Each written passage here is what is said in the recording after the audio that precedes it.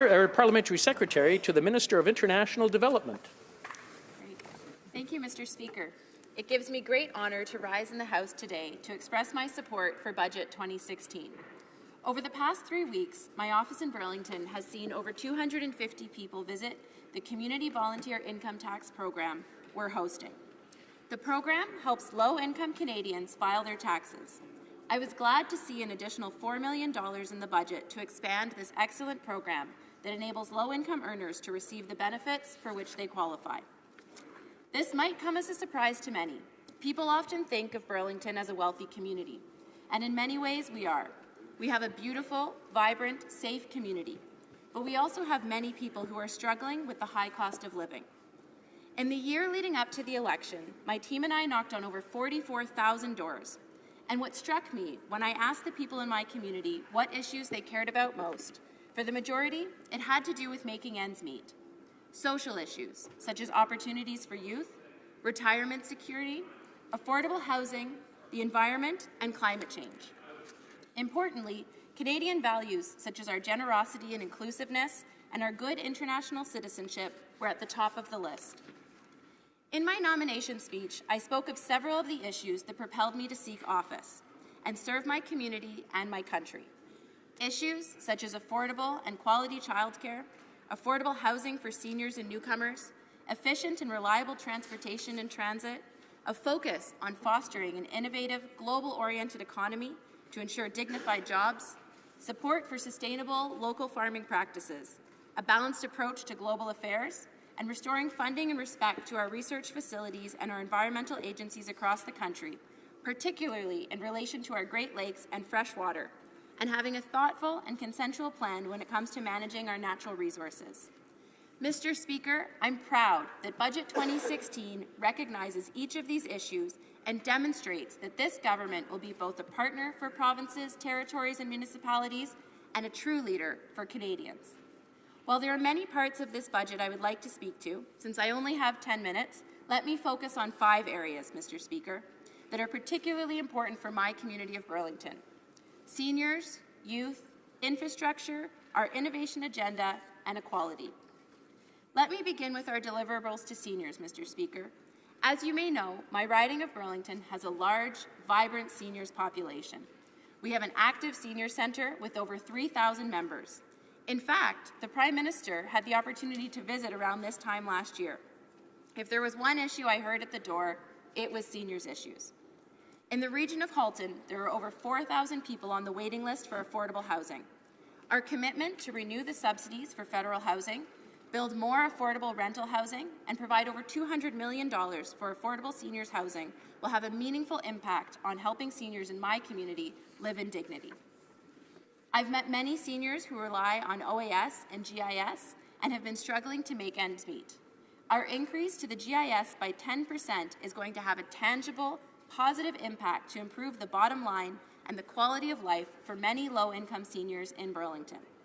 I'm proud, Mr. Speaker, that our government has fulfilled its promise to make their lives a little bit better.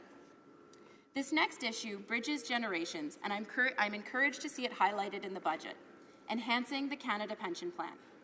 From business leaders to organized labour, seniors groups, and youth, I have had many conversations about the importance of pension enhancement. While I encourage all Canadians to save for retirement and encourage organizations to develop pension plans for their employees, sometimes there just isn't any money left over to put away. The CPP is a well-managed fund and could make a real impact towards a dignified and secure retirement for all Canadians. I applaud the Minister of Finance for taking on this challenge and working with his provincial and territorial colleagues to provide secure retirements for future generations of Canadians. This budget also highlights our government's commitment to youth and our desire to build a robust economy that will provide quality opportunities for our young Canadians. After completing high school, many of the young people in my community head off to universities and colleges across Canada. The Youth Employment Strategy and the Canada Summer Jobs Program will help create jobs in Burlington so that when students come home for the summer, they can find good jobs in their hometown, which may lead to opportunities post-graduation. A young, vibrant workforce is essential in my riding of Burlington and many across Canada to support the aging demographic while also continuing to build for the future. Mr. Speaker, a good education is fundamental to joining today's workforce. The Canada Student Grants Program is an asset for those embarking on post-secondary studies. It is long overdue that these amounts be raised to reflect the rising costs and to keep debt loads manageable for our young people to get a toehold into a successful adult life.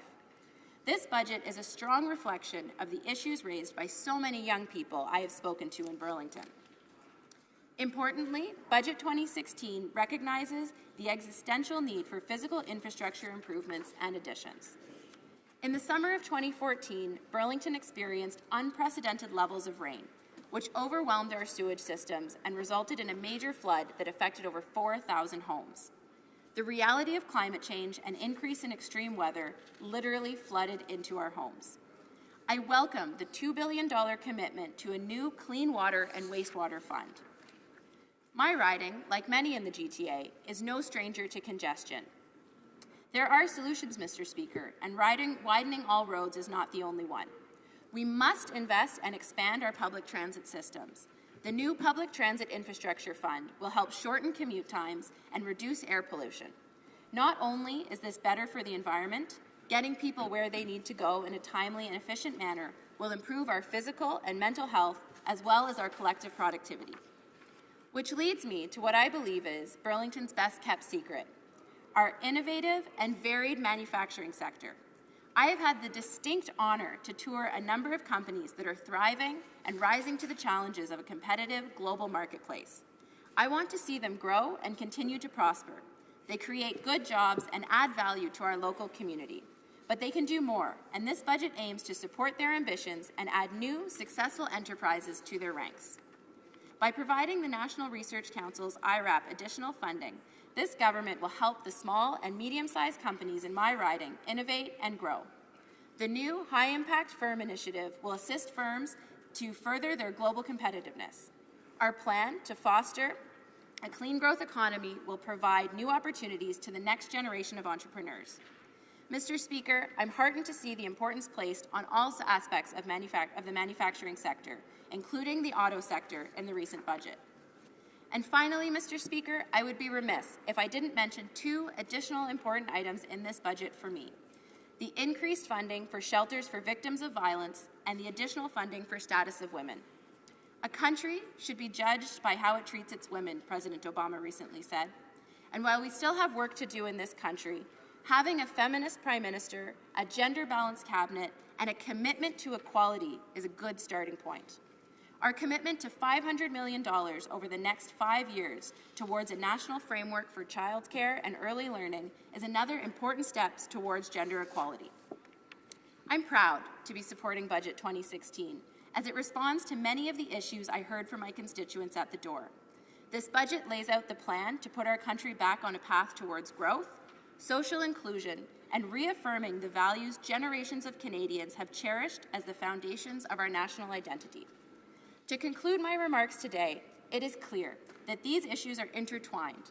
Skills, training, and experience develop our young people, but we need to ensure young people have the opportunities to excel. We will achieve this by fostering a robust environment and economy, by providing the infrastructure, social, green, and physical, for all Canadians to thrive at every stage of life in an inclusive society that is based on equality for all. Yes, this sounds like my Canada. I have met thousands of people in my community and across Canada. The ingenuity, the resilience, and the possibility the people of our country take hold of every day never ceases to amaze me. Another Prime Minister by the name of Trudeau once said, "The Canadian ideal which we have tried to live is really an act of defiance against the history of mankind." In Canada, we work to overcome our challenges peacefully and to create a fair society. It is my hope that we continue to defy history. For the individuals and families, parents and seniors who have come to our Community Volunteer Income Tax Clinic, the measures in this budget will make a meaningful impact on their lives. A fair society is a strong society, and that's good for us all. Budget 2016 speaks to our present and to our future, a future that is focused on creating the opportunity for all Canadians to reach their full potential. I encourage my colleagues in this place to join me in supporting this budget and the opportunities that lie ahead. Thank you.